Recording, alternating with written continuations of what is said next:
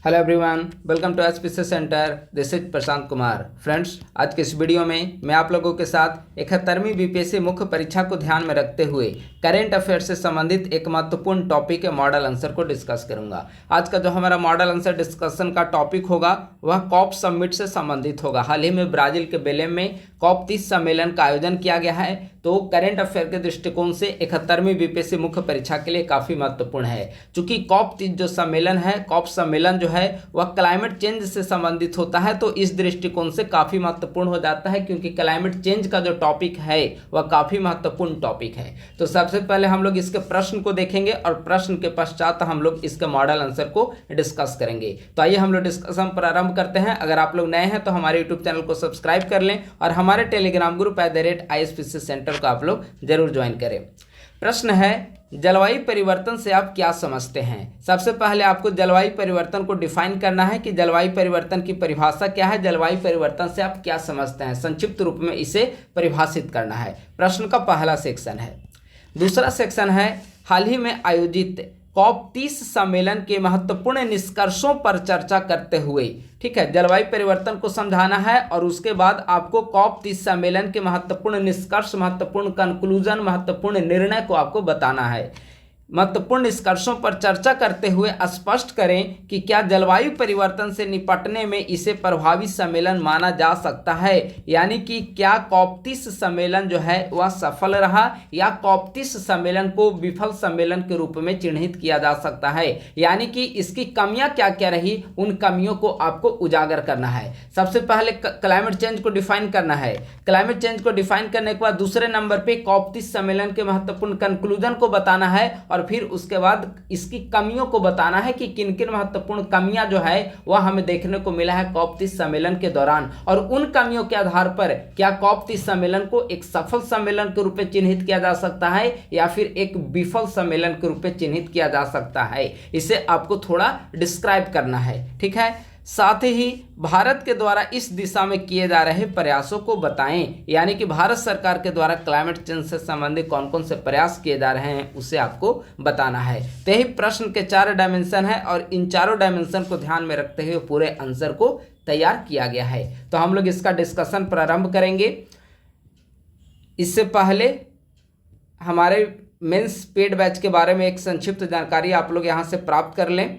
Team ISPC centre के द्वारा 71वीं BPSC मुख्य परीक्षा के लिए नोट्स अवेलेबल कराया जा रहा है। इसके लिए एक टेलीग्राम ग्रुप बनाया गया है, उसका नाम दिया गया है विपाड एक्सप्रेस, ठीक है। इसके अंतर्गत GS पेपर 1, GS पेपर 2 और एसे, इन तीनों सेक्शन का नोट्स प्रोवाइड किया जाएगा। और जो GS का नोट्स होगा इसी हैंड रिटन फॉर्मेटिंग में होगा, जिस मॉडल आंसर के फॉर्मेट में, और एसे का भी नोट्स हैंड रिटन फॉर्मेटिंग में अवेलेबल कराया जाएगा। प्रत्येक एसे का नोट्स जो होगा वह लगभग 6 से 7 पेज में हैंड रिटन होगा। 35 से 40 एसे का नोट्स प्रोवाइड किए जाएंगे। GS का जो होगा 150 से 200 प्रश्न का मॉडल आंसर प्रोवाइड किया जाएगा इसी फॉर्मेटिंग में जो यूट्यूब पे डिस्कस किया जा रहा है। कई सारे मॉडल आंसर यहाँ पे डिस्कस किए गए हैं और पेड ग्रुप में अभी तक लगभग 80 से 85 मॉडल आंसर जो है वह प्रोवाइड किया जा चुका है, जिसमें करेंट अफेयर के लगभग 25 से 27 टॉपिक अभी तक दिया जा चुका है, ठीक है। तो टोटल लगभग 160-70 के आसपास मॉडल आंसर टोटल प्रोवाइड किए जाएंगे। पूरे लगभग 1 से 1.5 साल के जो भी महत्वपूर्ण टॉपिक होंगे करेंट अफेयर से संबंधित, उन सभी को कवर किया जा रहा है।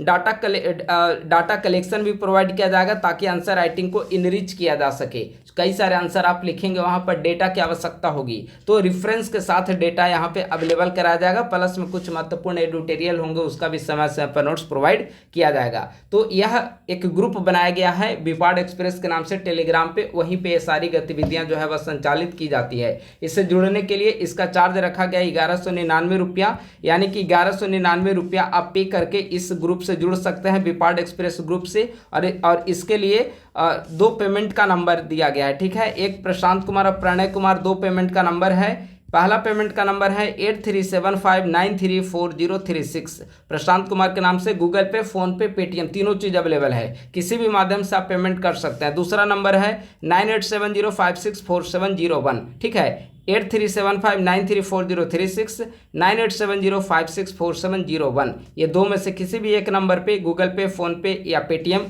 1199 रुपया आप लोग पे करके इसी नंबर पे, दोनों नंबर व्हाट्सएप पे भी अवेलेबल है, तो इसी नंबर पे आप लोग पेमेंट का स्क्रीनशॉट भेज दें, आपको ग्रुप में ऐड कर दिया जाएगा। अगर कोई क्वेरी हो, आप लोग डिस्कस करना चाहते हैं, इसके बारे में विशेष जानकारी प्राप्त करना चाहते हैं, तो सेम नंबर पे आप लोग कॉल करके या मैसेज करके आप लोग जानकारी प्राप्त कर सकते हैं। नंबर रिपीट कर दे रहा हूँ, 8375934036 या 9870564701। ठीक है, इसका चार्ज है 1199 रुपया। तो दो में से किसी भी नंबर पे 1199 रुपया किसी भी माध्यम से आप लोग पेमेंट करके स्क्रीनशॉट व्हाट्सएप पे शेयर कर दें या टेलीग्राम पे भेज दें, आपको ग्रुप का लिंक प्रोवाइड करा दिया जाएगा और आप लोग जो भी मॉडल आंसर वगैरह जो है वो सारे प्राप्त कर सकते हैं। यूट्यूब पे जो भी डिस्कस किया जा रहा है उसका भी मॉडल आंसर उसी पेड ग्रुप में अवेलेबल कराया जाएगा। ठीक है, आइए अब हम लोग टॉपिक पे आते हैं। तो प्रश्न का पहला सेक्शन था कि जलवायु परिवर्तन से आप क्या समझते हैं, यानी कि जलवायु परिवर्तन को डिफाइन करना था। आइए जलवायु परिवर्तन को हम लोग डिफाइन करते हैं। जलवायु परिवर्तन से तात्पर्य दशकों, सदियों या उससे अधिक समय में होने वाली जलवायु में दीर्घकालिक परिवर्तनों से है। यानी कि जलवायु परिवर्तन क्या है, तो जलवायु परिवर्तन से तात्पर्य है दशकों, सदियों या उससे अधिक समय में होने वाले जलवायु में दीर्घकालिक परिवर्तन। वर्तमान समय में जलवायु परिवर्तन एक प्रमुख वैश्विक समस्या बनी हुई है। इसे दूर करने के लिए भारत सहित समस्त वैश्विक समुदायों के द्वारा विभिन्न पहलें की जा रही है। और देखेंगे कि भारत सरकार के द्वारा कई सारे पहल किए जा रहे हैं क्लाइमेट चेंज से निपटने के लिए। अंतर्राष्ट्रीय स्तर पर कई सारे पहल किए जा रहे हैं। अभी तक कई सारे समिट का आयोजन किया जा रहा है, प्रतिवर्ष कॉप समिट का आयोजन किया जाता है। विभिन्न देशों के द्वारा अलग अलग अपने अपने राष्ट्रीय स्तर को ध्यान में रखते हुए विभिन्न देशों के द्वारा जलवायु परिवर्तन से निपटने के लिए कार्य किए जा रहे हैं। तो जलवायु परिवर्तन चूंकि एक वैश्विक समस्या है और इसीलिए विभिन्न देशों के द्वारा सामूहिक प्रयास के माध्यम से ही इससे निपटा जा सकता है। तो यह हो गया जलवायु परिवर्तन। प्रश्न का टॉपिक दूसरा सेक्शन है, COP 30 के महत्वपूर्ण निष्कर्ष पर चर्चा करना है। तो हाल ही में कॉन्फ्रेंस ऑफ पार्टीज का 30वां सम्मेलन, COP का पूरा नाम होता है COP, कॉन्फ्रेंस ऑफ पार्टीज। ठीक है, तो हाल ही में COP का 30वां सम्मेलन ब्राजील के बेलेम में 10 से 21 नवंबर के मध्य में संपन्न हुआ था। यानी कि कुछ दिन पूर्व ही इसका समापन हुआ है। 10 से 21 नवंबर 2025 के बीच में COP 30 सम्मेलन का आयोजन किया गया।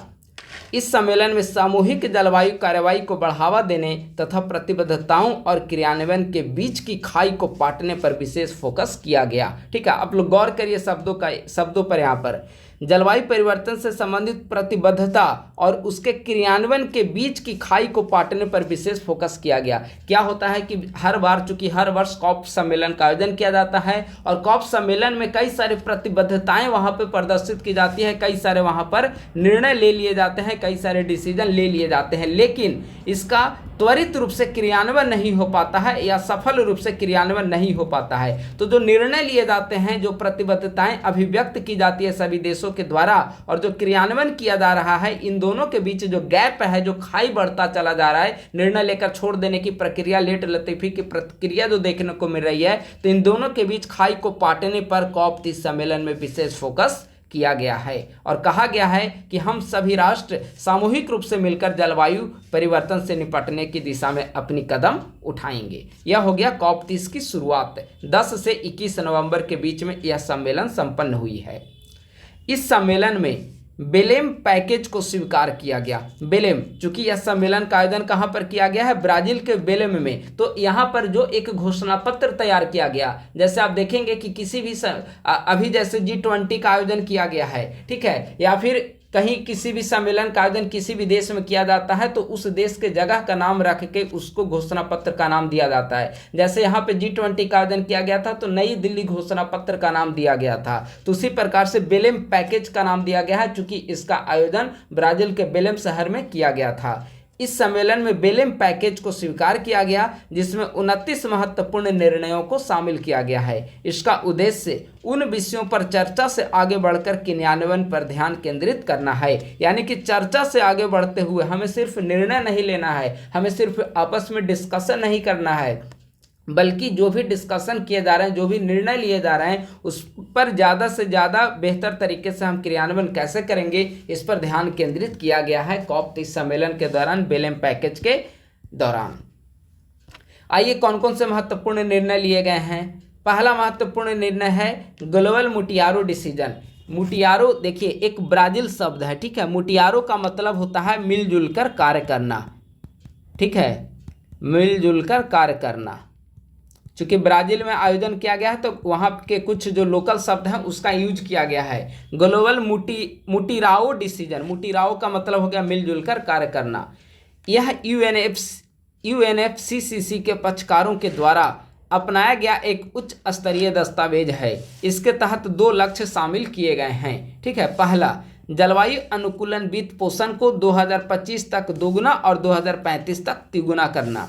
दूसरा, विकासशील देशों के लिए जलवायु कार्रवाई हेतु वित्त पोषण को बढ़ाकर 2035 तक $1.3 ट्रिलियन करना। ठीक है, देखिए सबसे बड़ी समस्या आप देखेंगे क्लाइमेट चेंज से निपटने में जो सबसे बड़ी समस्या देखने को मिल रही है वह वित्त पोषण की समस्या है। क्योंकि विकासशील देश अभी विकास की प्रक्रिया से गुजर रहे हैं और इनको जलवायु परिवर्तन से निपटने के लिए तकनीक की आवश्यकता होगी और जलवायु परिवर्तन से निपटने के लिए इन्हें वित्त की आवश्यकता होगी। और ये जो दोनों चीजें हैं वह कौन से देश प्रोवाइड कर सकते हैं? वे सिर्फ विकसित देश ही प्रोवाइड कर सकते हैं। तो यही सबसे बड़ी चुनौती बनी हुई है कि विकसित देश जो है अपने धन का हस्तांतरण, अपने तकनीक का हस्तांतरण वे विकासशील देश की ओर करें ताकि वे अपनी विकास की प्रक्रिया को जारी भी रखें और कार्बन उत्सर्जन को कम करते चले जाएं। और विकसित देश आप देखेंगे कि विकसित देश विकास की प्रक्रिया को प्राप्त कर चुके हैं। वे ऑलरेडी कार्बन डाइऑक्साइड का उत्सर्जन करके नए नए इंडस्ट्री को स्थापित करके उन्होंने विकास के चरम लक्ष्य को प्राप्त कर चुका है।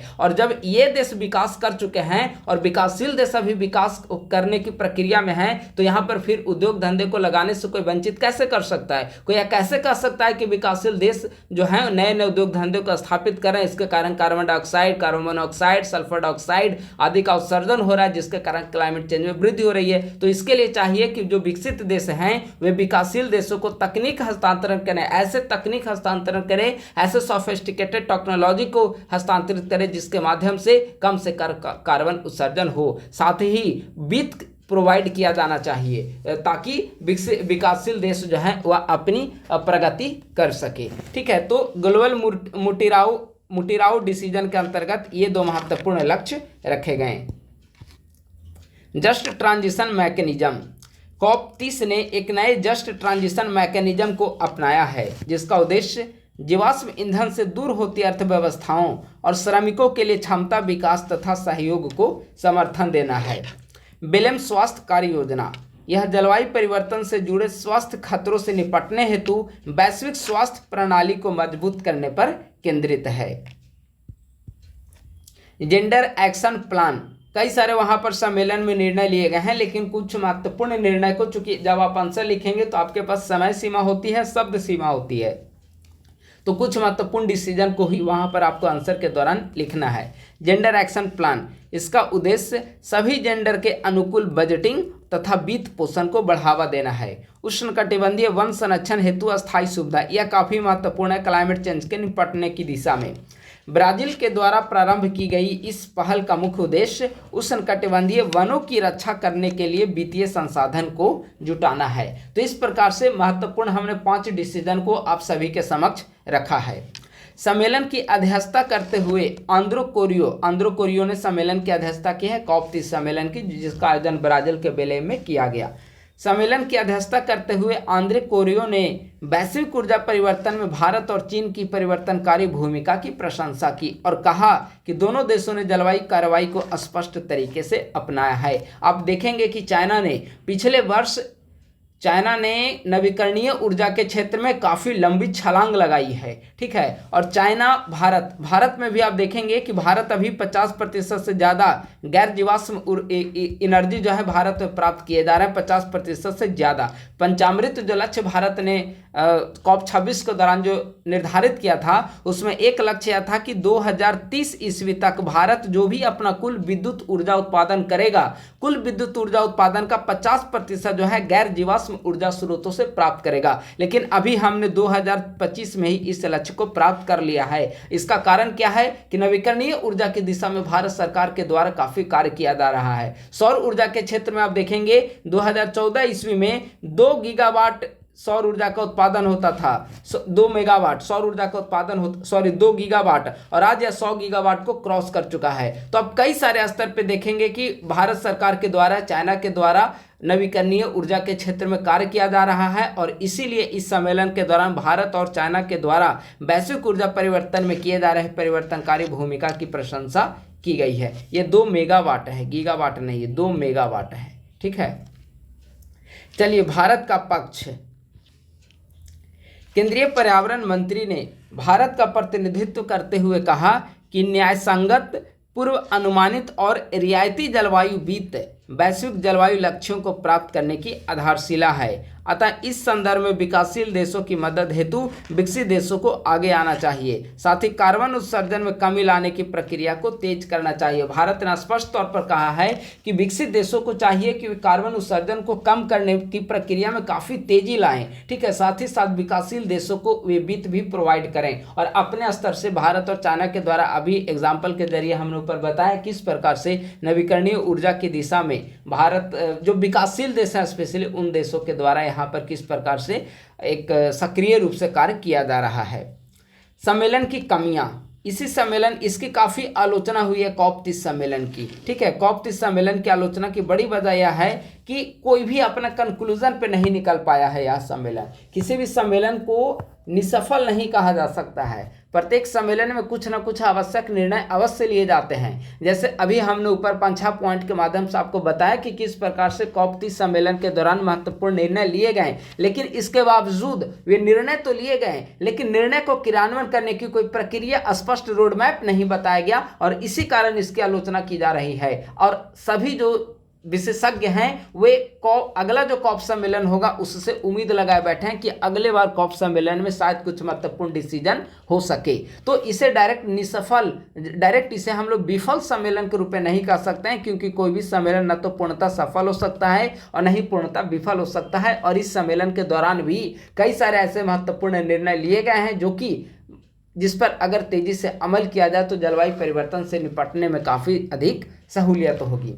तो सम्मेलन की क्या क्या कमियां रहीं? पहला, जीवाश्म ईंधन की चरणबद्ध समाप्ति पर कोई निर्णय नहीं हुआ। ठीक है, जीवाश्म ईंधन की चरणबद्ध रूप से जो समाप्त करेगा, विश्व के प्रमुख देशों के द्वारा चरणबद्ध तरीके से जीवाश्म ईंधन की समाप्ति पर कोई स्पष्ट निर्णय नहीं लिया गया, कोई स्पष्ट तिथि नहीं निर्धारित की गई कि कब तक आखिर सभी राष्ट्र जीवाश्म ईंधन के उत्सर्जन को समाप्त करेंगे। दूसरा, जलवायु वित्त की दिशा में कोई खास प्रगति नहीं हुई। जलवायु वित्त अभी हमने बताया था कि, लेकिन उस पर कोई स्पष्ट रोड मैप नहीं आया।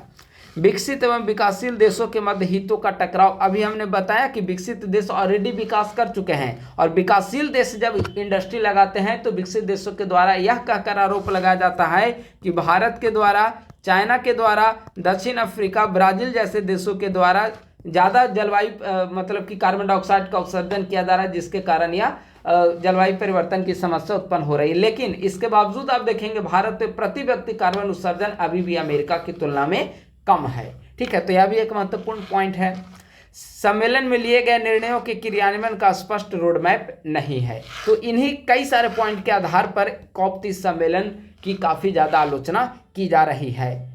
अब प्रश्न का अंतिम डायमेंशन का आता है कि भारत के द्वारा किए जा रहे प्रयास, भारत सरकार के द्वारा कई सारे प्रयास किए जा रहे हैं जलवायु परिवर्तन से निपटने के लिए, और यही कारण है कि भारत, आप देखेंगे कि वर्तमान समय में एक जिम्मेवार राष्ट्र के रूप में, सशक्त राष्ट्र के रूप में अंतर्राष्ट्रीय स्तर पर उभरा है, चाहे वह जलवायु परिवर्तन से निपटने का ही मुद्दा क्यों न हो। तो भारत सरकार के द्वारा वर्ष 2008 ईस्वी में जलवायु परिवर्तन हेतु कार्य योजना लाई गई थी। एक पेड़ माँ के नाम अभियान लॉन्च किया गया है। अंतर्राष्ट्रीय सौर गठबंधन, नवीकरणीय ऊर्जा के उत्पादन के लिए भारत सरकार के द्वारा कई सारे स्कीम लॉन्च किए गए हैं, और सारे स्कीम को यहाँ पर लिख पाना संभव नहीं है, लेकिन कुछ महत्वपूर्ण स्कीम को आप लिख सकते हैं। जैसे PM सूर्य घर मुफ्त बिजली योजना हमने नहीं लिखा, लेकिन वो भी है PM सूर्य घर मुफ्त बिजली योजना।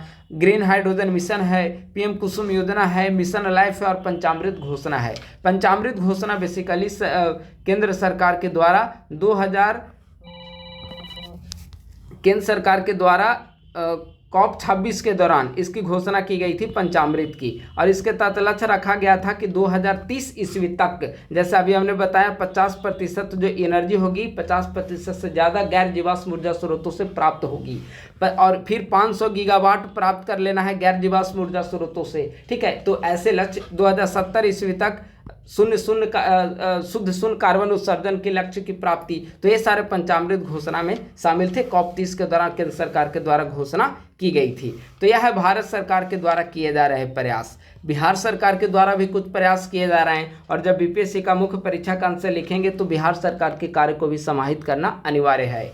इसके अतिरिक्त बिहार सरकार के द्वारा जल जीवन हरियाली मिशन, 7 निश्चय, जैविक कृषि, नवीकरणीय ऊर्जा उत्पादन में वृद्धि आदि के जरिए जलवायु चुनौतियों से निपटने का प्रयास किया जा रहा है। इसी प्रयास का नतीजा है कि भारत ने अपने निर्धारित समय से पूर्व ही कुल विद्युत उत्पादन क्षमता में गैर जीवाश्म ऊर्जा स्रोतों का योगदान 50% से अधिक होने के लक्ष्य को प्राप्त कर लिया है। ठीक है, निष्कर्षतः स्पष्ट है कि जलवायु परिवर्तन से निपटने के लिए विभिन्न राष्ट्रीय एवं अंतर्राष्ट्रीय प्रयास किए जा रहे हैं। वैश्विक हितों को ध्यान में रखते हुए विकसित देशों को आगे आना होगा ताकि समय रहते जलवायु परिवर्तन की इस चुनौती से हमें निपटा जा सके।